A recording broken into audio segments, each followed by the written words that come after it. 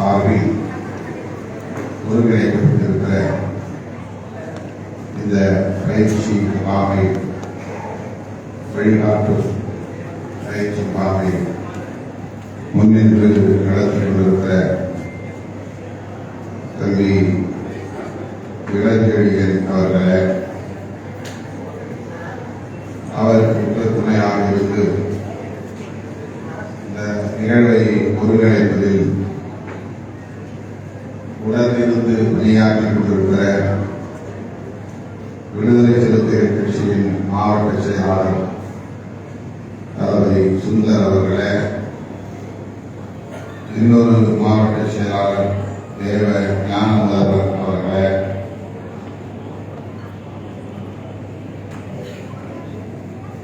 இந்த நிகழ்வில் பங்கேற்று வந்து உரையாற்றி விடைபெற்று சென்றிருக்கிற சட்டமன்ற உறுப்பினர் தம்பி பாலாஜி அவர்களே, டாக்டர் சரண்யா ஜெயக்குமார் அவர்களே, திருமதி லாவண்யா இளஞ்செழியன் அவர்களே,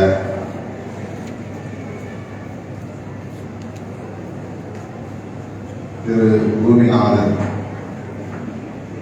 கிங்ஸ் ஐஏஎஸ் அகாடமி திரு பூமிநாதன் அவர்களே, திரு பிருத்திவிராஜ் அவர்களே, திரு ஹரி நகரம் அவர்களே, ஸ்ரீதர் அவர்களே, பிரவீன்குமார் அவர்களே, ஞானவேல் பாரதி, சண்முகநாதன், கிரேசி இமானுவேல், கவிதா, பவானி ராஜேந்திரன் உள்ளிட்ட ஆளுமைகளை இங்கே திரளாக கூடியிருக்கிற மாணவ செல்வங்களே, பெற்றோர் உள்ளிட்ட உற்றார் உறவினர்களே, உங்கள் அனைவருக்கும் என்னுடைய அன்பு கலந்த வணக்கத்தை தெரிவித்துக் கொள்கிறேன். ஆலையிலிருந்து இந்த நிகழ்ச்சி சிறப்பாக நடந்தேறி வருகிறது. 2 நாட்களுக்கு முன்பு புதுதில்லியில் தம்பி இளஞ்செழியன் என்னை சந்தித்தார். இப்படி ஒரு நிகழ்ச்சி ஒருங்கிணைக்கப்படுகிறது, நீங்களும் வந்து மாணவ செல்வங்களை வாழ்த்த வேண்டும், வழிகாட்ட வேண்டும் என்று என்னிடத்திலே கேட்டுக்கொண்டார்.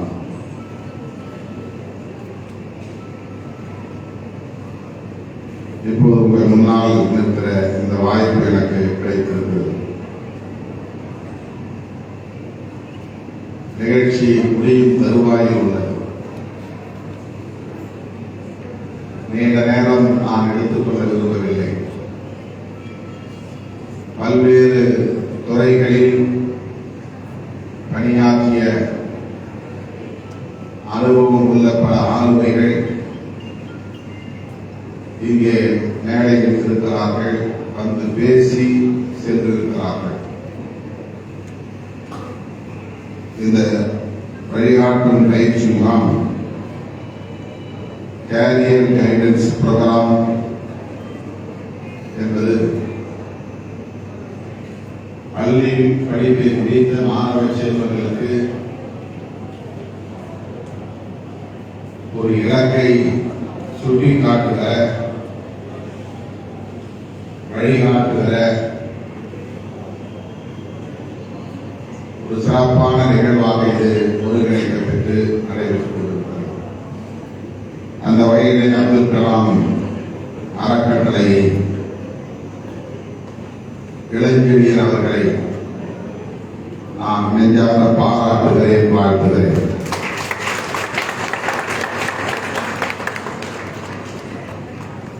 பள்ளி படிப்புக்கு பிறகு என்ன படிக்கலாம் என்பது நம் முன்னால் இருக்கிற முக்கியமான ஒரு சவால். நாம் அதை பற்றி அதிகமாக ஆழ்ந்து சிந்திப்பதில்லை. மனம்போன போக்கில் நண்பர்கள், உடன் படித்த நண்பர்கள் எங்கே படிக்கிற விரும்புகிறார்களோ, எந்த கல்லூரிக்கு விண்ணப்பம் செய்கிறார்களோ, என்ன வகுப்பை தேர்வு செய்கிறார்களோ, அப்படியே நாமும் அவர்களோடு சேர்ந்து விடுவது. அவர்கள் விரும்புகிற கல்லூரிக்கு நாமும் செல்வோம், அவர்கள் தேர்வு செய்கிற பட்ட வகுப்பில் நாமும் சேருவோம். இது ஒரு வகையான மனநிலை. பெற்றோர் விருப்பப்படி அவர்கள் சொல்லுகிற வழிகாட்டுதலை ஏற்று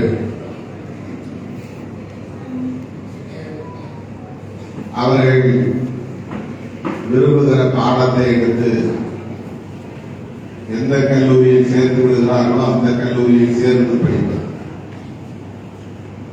அதிலும் நாம் பெரிதாக ஈடுபாடு காட்டுவதில்லை. அப்பா அம்மா சொல்லுகிறார்கள், அதை கேட்போம் என்று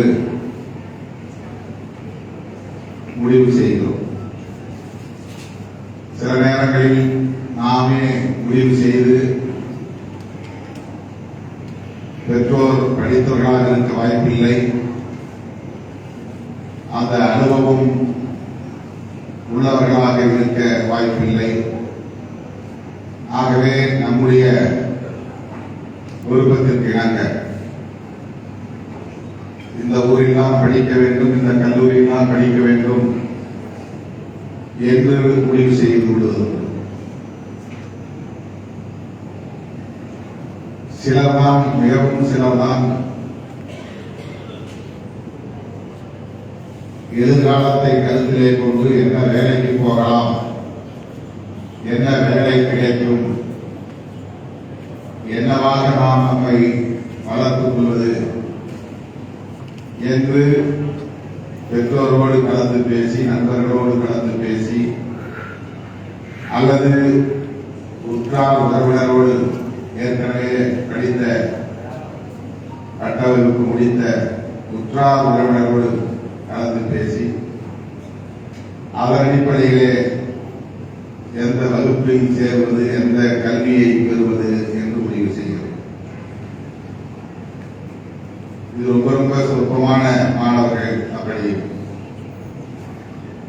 எதிர்காலத்தை பற்றி சிந்தித்து முடிவு செய்வது.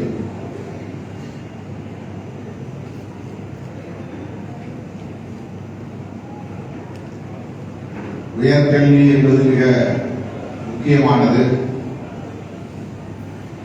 உண்மையிலே கல்வி என்பது பள்ளி படிப்பு முடித்த பிறகுதான் தொடங்குகிறது. பள்ளி கல்வி என்பது அடிப்படையான ஒரு கல்வி, அவ்வளவுதான். ஆங்கிலம் என்றால் என்ன, கணிதம் என்றால் என்ன, அறிவியல் என்றால் என்ன, புவியியல் என்றால் என்ன, பொறியியல் என்றால் என்ன, தத்துவம் என்றால் என்ன, வரலாறு என்றால் என்ன, உளவியல் என்றால் என்ன என்று அதன் அடிப்படையை தெரிந்து கொள்வதற்கான ஒரு நாற்றங்கால் ஸ்கூல் எஜுகேஷன். அது ஒரு நாற்றங்கால், அவ்வளவுதான்.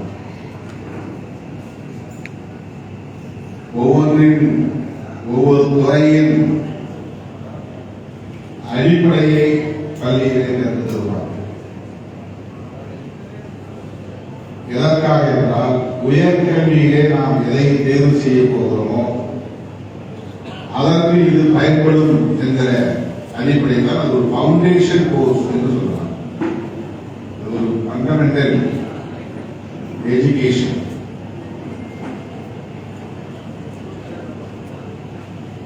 பதினோராம் வகுப்பு வரையிலே முன்பு இருந்தது. 12ஆம் வகுப்பு என்ற ஒன்று நான் படிக்கிற காலத்தில் இல்லை. 11ஆம் வகுப்பு வரையில் பள்ளி இறுதி வகுப்பு என்று முடிவு செய்து SSLC என்று சர்டிபிகேட் தருவார்கள். செகண்டரி ஸ்கூல் லீவிங் சர்டிபிகேட் என்று அந்த சான்றிதழை வழங்குவார்கள். இப்போது அது 12ஆம் வகுப்பு வரையில் நீட்டிக்கப்பட்டிருக்கிறது. நான் படிக்கும் போது இந்த 12ஆம் வகுப்பை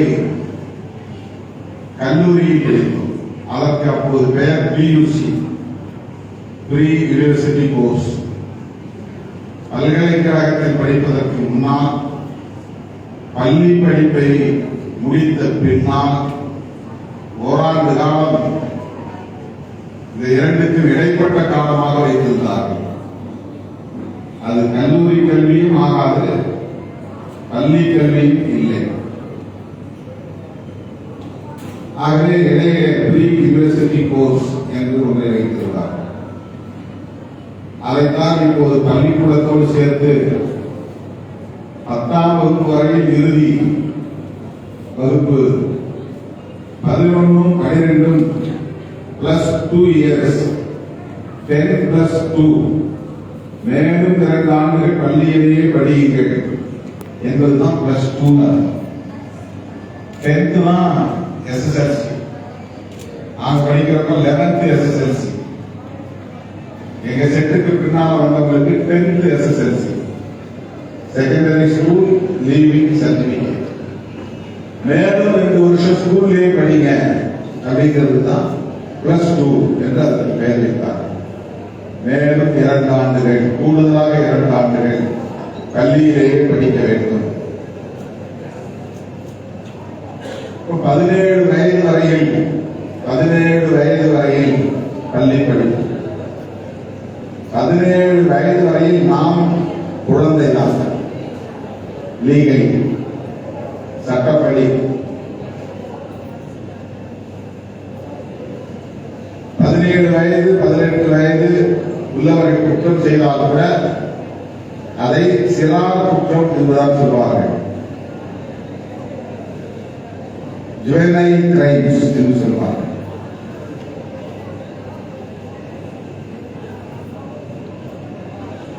பல்கலைக்கழகத்தில் அடியெடுத்து வைப்பது அதுதான் உயர்கல்வி, ஹையர் எஜுகேஷன். அதை தேர்வு செய்வது என்பது ரொம்ப முக்கியமானது. ஏதோ கிடைக்கிறத படிக்கும், BA ஹிஸ்டரியா கிடைச்சா படிக்கும், BA எக்கனாமிக்ஸ் தெரியும். எந்த கிளாஸ்ல வேக்கன்ட் இருக்கோ, கிளாஸ்ல இடம் இருக்கோ அந்த கிளாஸ் எடுத்து படிக்கிறது. Science group, commerce group, arts group, vocational training, vocational courses, இப்படி ஃபண்டமெண்டல் எஜுகேஷன் ஸ்கூல்ல எப்படி கொடுத்துறாங்க. +1 +2 உங்களுடைய உயர்கல்வியை நீங்கள் தீர்மானித்து விட வேண்டும். 10வது வரை எல்லாருக்கும் ஒரே மாதிரி. 11வது அடியெடுத்து வைக்கிற போது 11 12 குரூப் A, குரூப் B என்று இப்போது சொல்கிறார். Group 1, group 2, group 3, 3rd. இது மேத்தமெட்டிக்ஸ், சயின்ஸ், பியூர் சயின்ஸ், +1 சொல்லியிருக்காங்க. +1 +2 நீங்க இந்த குரூப்பை சூஸ் பண்ணி அதிலிருந்து தான் நீங்க உயர்கல்வியை சூஸ் பண்ண முடியும். +1 +2 நாம ஒழுங்கா எந்த குரூப்பை தேர்வு பண்றது அதுல கவனம் செலுத்தலன்னா நம்முடைய கல்வியின் எதிர்காலமே அதன் அடிப்படையில் அமைஞ்சது. குரூப் 1, குரூப் 2 அது இப்ப எப்படி அதை சொல்றீங்கன்னு தெரியல. குரூப் A, குரூப் B என்று சொல்றது. இது ரெண்டு தான் மேத்தமெட்டிக்ஸ் அண்ட் சயின்ஸ். இது ரெண்டுல எல்லாரையும் சேர்க்க முடியாது. அது ஒரு குறிப்பிட்ட எண்ணிக்கை தான் மாணவர்கள் சேர முடியும். அப்புறம்லாம் வேற கோர்சஸ். இந்த ரெண்டுல சேர்ந்து படிக்கிறவங்க என்ஜினியர் ஆக முடியும், அல்லது டாக்டர் ஆக முடியும் என்ற ஒரு வாய்ப்பை உருவாக்கி விடுது. அந்த மாதிரி எல்லோருக்கும் என்ஜினியர் படிக்கிற வாய்ப்பு, எல்லோருக்கும் மெடிக்கல் படிக்கிற வாய்ப்பு கிடைக்குமா என்றால் இல்லை. ஏன்னா அங்க லிமிட் பண்ணிடலாம். நீ போகும்போது இத்தனை மெடிக்கல் காலேஜ் இருக்கு, இந்த காலேஜில் 100 சீட் தான் இருக்கு, இந்த காலேஜில் 150 சீட் தான் இருக்கும். இது நிகழ்நிலை பல்கலைக்கழகத்தில் 200-250 சீட் இருக்கும். Number fixed. ஆனால் லட்சக்கணக்கான மாணவர்கள் பாஸ் பிளஸ் டூல. மெடிக்கல் படிக்க லட்சக்கணக்கான மாணவர்கள் விரும்புகிறாங்க. டைட் காம்படிஷன் உருவாகும். டைட் காம்படிஷன் எல்லாருமே நல்ல மார்க், எல்லாருமே டாப் ரேங்க் யாரும் கொடுக்குறது. அதை ஃபில்டர் பண்றதுதான் நீட் எக்ஸாம், என்ட்ரன்ஸ் எக்ஸாம். அதுல நீ தேர்ச்சி பெற்றால்தான் அந்த பாடத்தை எடுத்து படிக்க முடியும். எல்லாருமே டாக்டர் ஆக முடியாது. மற்றவங்க என்ன செய்யறது? எல்லாருமே இன்ஜினியர் ஆக முடியாது. மற்றவர்கள் என்ன செய்யறது? நமக்கு பாப்புலரா இருக்கக்கூடிய ரெண்டு விஷயங்கள் தான், மேத்தமெட்டிக்ஸ் அண்ட் சயின்ஸ். அதுதான் foundation to become engineer or doctor. மற்ற ஏரியா என்ன? இது நமக்கு பிளான் ஒன்றும் தெரியாது. அது கிரேவா இருக்கணும். அந்த பகுதியை அடையாளம் காட்டுவதற்கான ஒரு பயிற்சி முகாம் தான் அந்த பயிற்சி முகாம். அதை தெரிஞ்சுக்கணும். பிளஸ் டூ முடித்த மாணவர்களுக்கு அந்த ரெண்டையும் தாண்டி இன்னும் எவ்வளவோ பல வாய்ப்புகள் உள்ள களங்கள் இருக்கின்றன. எத்தனையோ பல பாட வகுப்புகள் இருக்கின்றன, பட்ட வகுப்புகள் இருக்கின்றன. இப்படி படித்தால், இந்த பாடத்தை தேர்வு செய்தால் எதிர்காலத்தில் நாம் தற்சார்புள்ள ஒரு ஆளுமையாக வளர்த்துக் கொள்ள முடியும். இண்டிபெண்டன்ட் பர்சனாலிட்டி வளர்த்துக் கொள்ள முடியும். அதை தேர்வு செய்வதற்கான ஒரு வழிகாட்டு.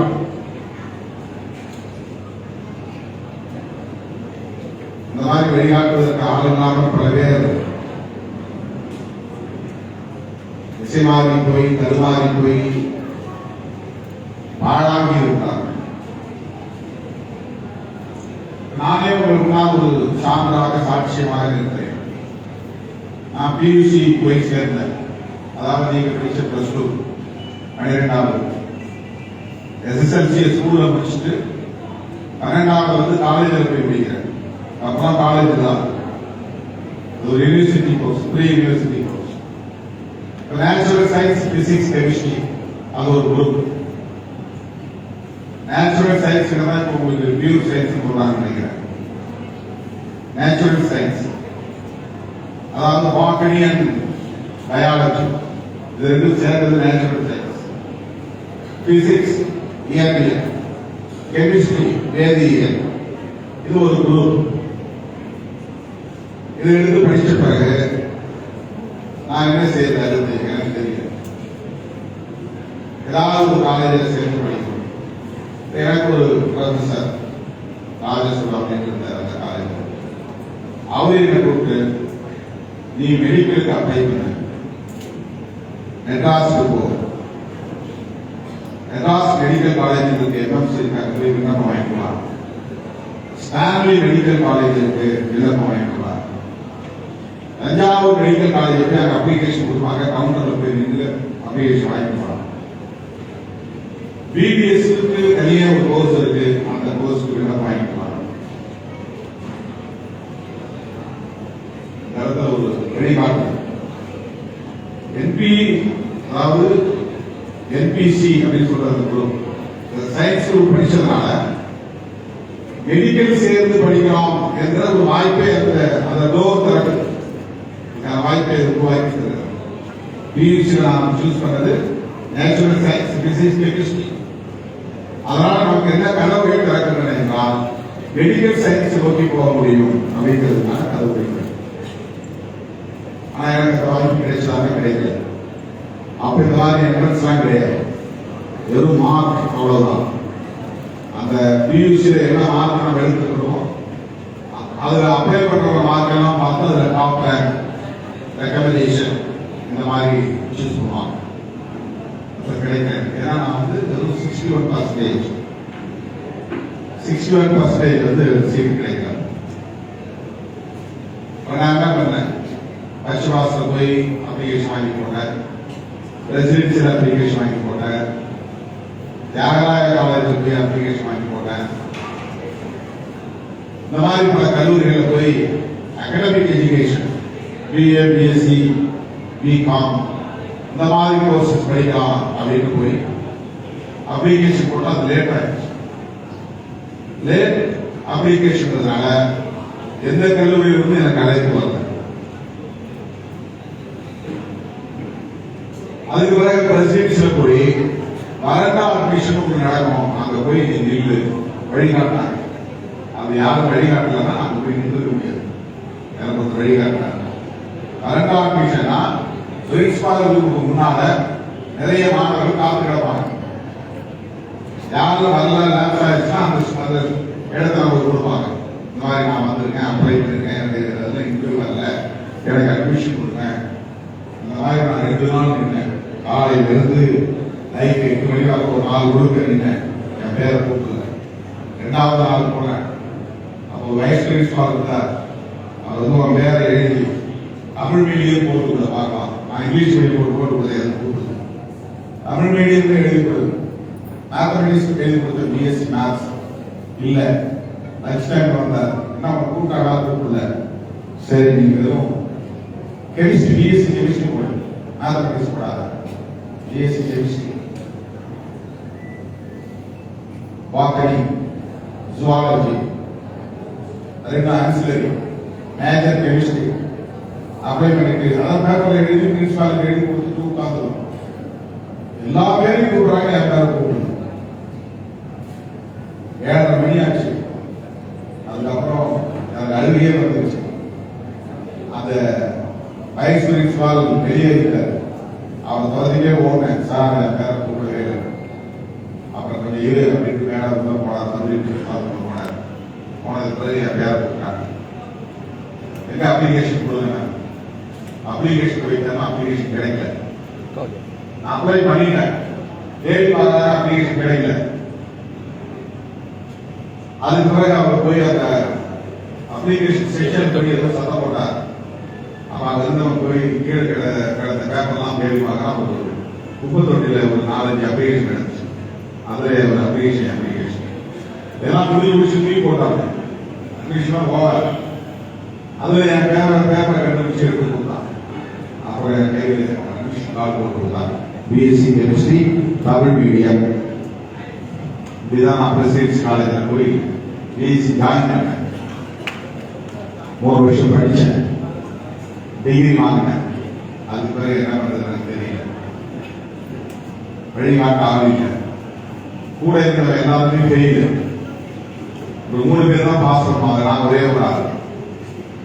அவங்க எல்லாரும் சேர்ந்து என்ன பண்ணாங்க, நீ வந்து எம்எஸ் படிச்சு என்ன பண்ண போற, ஏதாவது கம்பெனியில வேலை செய்துட்டு ஈவினிங் கோர்ஸ் படி, இல்லைன்னா கரஸ்பாண்டன்ஸ் படி. எங்க ஊருக்காரோட போய் நான் ஆலோசனை கேட்டேன். பிஎஸ்சி கெமிஸ்ட்ரி 3 வருஷம் ஆச்சு, நீ எம்எஸ்சி கெமிஸ்ட்ரி படிச்சு 2 வருஷம் பேசக்கூடாத. ஏதாவது ஒரு பிரைவேட் கம்பெனியில போய் வேலைக்கு சேரு. உங்க அப்பா அம்மா நம்பி கிடக்கிறாங்க, நாட்டில் கல்வியில வேலை செய்யறாங்க, சம்பாதிக்க கால் அப்படின்னு சொல்றதை கேட்டு நான் போய் ஈவினிங் காலேஜில் போய் சேர்ந்தேன். ICWAI ஒரு கோர்ஸ், சம்பந்தமே இல்லாத ஒரு கோர்ஸ். ஏன் அதுல போனேன்னா என் கூட இருந்தவங்க அதில் போய் சேர்ந்தாங்க ஈவினிங் கிளாஸ். அதுக்கு பேசிக் வந்து காமர்ஸ் படிச்சிருக்கோம், அக்கௌண்டன்சி படிச்சிருக்கோம், வொகேஷனல் கோர்ஸ் படிச்சிருக்கோம். எனக்கு ஆனா அவன் கூட தெரியல. அவங்க சொன்னாங்க, நான் போய் அப்ளை பண்ணிட்டேன். அங்க போய் உட்கார்ந்தா கண்ணை கட்டி காத்துருக்க மாதிரி ஆயிடுச்சு. ஒரு டேர்ம் நாங்க கூட எனக்கு புரியல.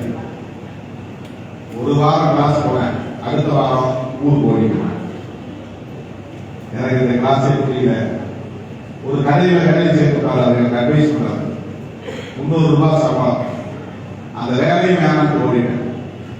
அதுக்கு பிறகு இனிமே யாருக்கையும் ஆலோசனை கேட்கக்கூடாது, நாமே முடிவு பண்ணோம் அப்படின்ட்டு நானா யூனிவர்சிட்டிக்கு வந்து ஏதாவது அப்ப எம்எஸ்சி போடல, ஏதாவது ஒரு கோர்ஸ் படிக்கணும், ஒரு பிஜி படிக்கணும் அப்படின்ட்டு அப்ளை பண்ணி எம்ஏ கிரிமினாலஜியில் ஜாயின் பண்ணேன். பிஎஸ்சி கெமிஸ்ட்ரிக்கும் எம்ஏ கிரிமினாலஜியும் சம்பந்தமே கிடையாது. அடுத்து நான் எம்எஸ்சி கெமிஸ்ட்ரி படிச்சிருந்தேன்னா அதை வந்து எம்ஃபில் பிஹெச்டி அல்லது அந்த லைன்ல நான் ஏதாவது போயிருக்கலாம், ஒரு சயின்டிஸ்டா போயிருக்கலாம், அல்லது ஒரு அசிஸ்டன்ட் ப்ரொஃபஸராக போயிருக்கலாம். அந்த மாதிரி ஏதாவது போயிருக்கும். இடையில ஒரு வருஷம் வீணா போச்சு. அதுக்கு பிறகு எம்எஸ்சி கெமிஸ்ட்ரி கிடைக்கல. அப்ளை பண்ணல. நான் எம்ஏ சோசியல் ஒர்க் அப்ளை பண்ணேன். அந்த வருஷம் பார்த்து science graduates are not eligible for social work அப்படின்னு ஆரம்பிச்சுட்டாங்க. எக்மோல் இருந்தது Madras school of social work. எனக்கு ஒரு ஆசை, ஆனால் கிடைக்கல. ஜேர்னலிஸ்ட் படிக்கலாம்னு அப்ளை பண்ணேன். ஜேர்னலிஸ்ட் கிடைக்கல. திருநாளஜி கிடைச்சு 2 வருஷம் படிச்சேன். அதுக்கப்புறம் என்ன பண்றதுன்னு தெரியல. ஏன்னா வேலை கிடைக்காது. எம்பிஏ வேலை கிடைக்காது. பிஎஸ்சி கெமிஸ்ட்ரி வேலை கிடைக்காது. அப்புறம் லா கூட போனா லா அப்ளை பண்ணலாம். ஒரு லா அப்ளை பண்ணேன். பிஏ 3 வருஷம் படிச்சேன். பிஎஸ்சி கெமிஸ்ட்ரி, எம்ஏ திருநாளஜி, லா சம்பந்தமே இல்லாம ஒரு எஜுகேஷன். 17 வயசுல பியூசி முடிச்சுட்டு 20 வயசுல டிகிரி முடிச்சுட்டு 1 வருஷம் வீணாக்கிட்டு பிறகு எம்ஏ சேர்ந்து 23 வயசுல எம்ஏ முடிச்சுட்டு 26 வயசுல லா முடிச்சேன். அதுக்கு பிறகு எனக்கு ஒரு வேலை கிடைச்சு எம்ப்ளாய்மெண்ட் எக்ஸ்சேஞ்ச் போகலாம்.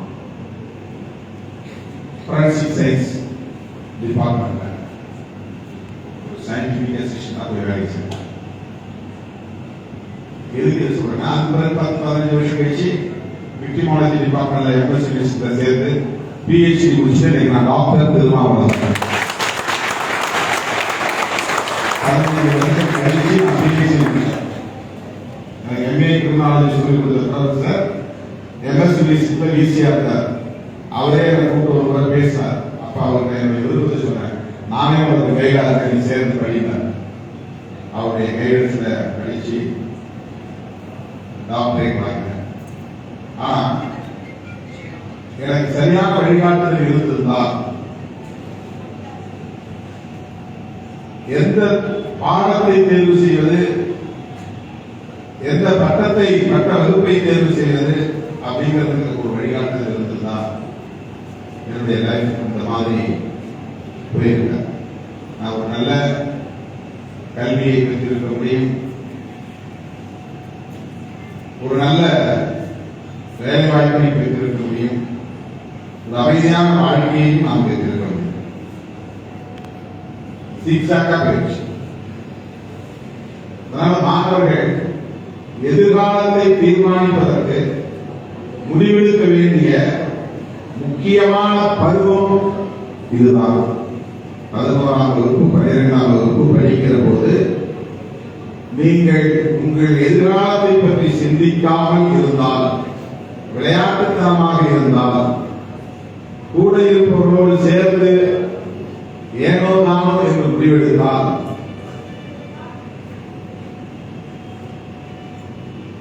எதிர்காலம் என்பது கேள்விக்குறியாக. எனவே இது போன்ற வழிகாட்டும் பயிற்சி முகாம் என்பது மிகவும் முக்கியத்துவம் வாய்ந்தது. அந்த பொறுப்புணர்வோடு இவர்கள் இளஞ்செடி உள்ளிட்ட தோழர்கள் இந்த பயிற்சி முகாமை ஏற்பாடு செய்திருப்பது மகிழ்ச்சி அளிக்கிறது. நெஞ்சார பாராட்டுகிறேன். அருமை மாணவ செல்வங்களே, என்ன படித்தால் வேலை செய்யலாம் என்று தேர்ந்தெடுப்பதை விட அது ஒரு முக்கியமான ஒரு இஷ்யூ தான். வேலை என்பது முக்கியமான ஒரு பிரச்சனைதான். ஆனால் உங்களுக்கு எந்த படிப்பிலே நாட்டம் இருக்கிறது, ஆர்வம் இருக்கிறது, எந்த பாடத்தில் ஈடுபாடு அதிகம் இருக்கிறது, ஆய்வு மனப்பான்மையோடு எதை நீங்கள் அணுகுகிறீர்கள், உங்களுக்கு ஒன்று நம்ம மைண்ட் வந்து போய் பிக்ஸ் ஆகும். அது ரொம்ப டீப்பா டெப்தா இருக்கும். சில பேருக்கு கிளாசிக் படிக்கிறது பிடிக்கும், சில பேருக்கு பிசிக்ஸ் படிக்கிறது ரொம்ப ஆர்வம், சில பேருக்கு கெமிஸ்ட்ரி ரொம்ப ஆர்வம். இதை இன்னொருவன் கண்டுபிடிக்க முடியாது, உங்களால் தான் கண்டுபிடிக்க முடியும். உங்களுக்கு எதிரே ஒரு இன்வால்வ்மெண்ட் இருக்கிறது, ஆர்வம் இருக்கிறது, அதை நீங்கள் தான் கண்டுணர வேண்டும். அந்த அடிப்படையிலே உங்களின் உயர் கல்வியை நீங்கள் தீர்மானிக்க வேண்டும். உயர்கல்வி என்பது வெறும் பட்ட வகுப்போடு நின்று விடுவது அல்ல, அதற்கு மேல் போய்கொண்டே இருக்கும். எவ்வளவு வேணாலும் நீ படிச்சுட்டே போகணும். படிப்பு என்பது ரொம்ப முக்கியமானது. டிராப் அவுட் ஆகக்கூடாது, பாதியில படிப்பு நிறுத்தக்கூடாது, டிகிரி போதும் நினைக்கக்கூடாது. வெறும் எம்ப்ளாய்மெண்ட் ஓரியன்டட் கோர்சஸ் அப்படிங்கிற அடிப்படையில் மட்டுமே தீர்மானிக்க கூடாது. Personality development, education for what, to develop our personality, அதுதான் ரொம்ப முக்கியமானது. அதுதான் ரொம்ப முக்கியமானது. வெறும் வேலைவாய்ப்புக்கான கல்வி போதாது, அதனுடைய பர்சனாலிட்டியை டெவலப் பண்ண. எனவே இந்த வழிகாட்டு நெறிமுறையில் உங்களுக்கு பல ஆளுமைகள் மிக சிறப்பான வழிகாட்டுதலை தந்திருப்பார்கள், உருவாக்கி இருக்கிறீர்கள்.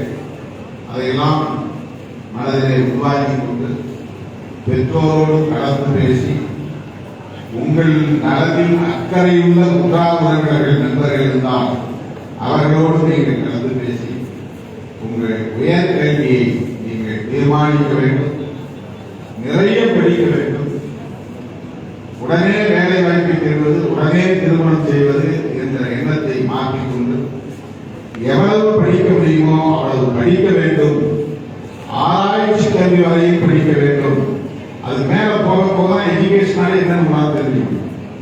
இதுவரைக்கும் இந்த எஜுகேஷன் புரிஞ்சுக்க முடியாது, டிகிரி வரைக்குமே புரிஞ்சுக்க முடியாது. 20-21 வயது வரைக்கும் நாம் ஒரு குழந்தை மனநிலையெல்லாம் இருக்கும், ஒரு முதிர்ச்சி அடைந்த நிலையில் இருக்காங்க. அதன் பிறகுதான் உங்களுக்கு விசாலமாக கல்வி உலகம் எவ்வளவு பெரியது பறந்தது என்பதை புரிந்து கொள்ள முடியும். எனவே நிறைய படிக்க வேண்டும், படித்துக் கொண்டே இருக்க வேண்டும் என்ற வேட்கையோடு இந்த உயர்கல்வி தளத்தில் அடியெடுத்து வையுங்கள் என்று சொல்லி அனைவரையும் வாழ்த்தி வாய்ப்புக்கு நன்றி கூறுகிறேன். நன்றி, வணக்கம்.